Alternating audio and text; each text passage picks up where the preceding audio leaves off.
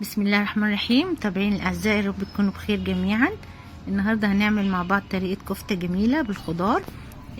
دي كفته رز انا كنت عملتها قبل كده وصورتها معاكم الطريقه. فطبعا انا النهارده هعملها بالخضار.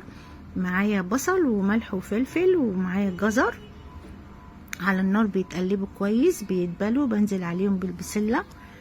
شويه بسله كانوا عندي يستووا يعني شويه كده، ابدا انزل الكفته. طبعا هاخدها على جنب في طاسه تاني، وطبعا هديها تشويحه خفيفه وهنزل عليها بالخضار او هنزل الخضار عليها تستوي كويس قوي وتبقى طريه كده حلوه ومقلبظه ومبكبكه بقلب بعضيها كده، وطعمها جميل جدا لانها هتشرب من الخضار، هتشرب من الصوص، هتبقى طعمها روعه. عملت معاها شويه رز كده بلسان عصفور، دول شويه لسان عصفور حمرتهم ونزلت فوق منهم بالرز. طعمه حلو قوي على فكره. الرز مع لسان العصفور بيبقى جميل، بيبقى احلى من رز الشعريه. والف هنا وشفا، وشكرا لكم جدا.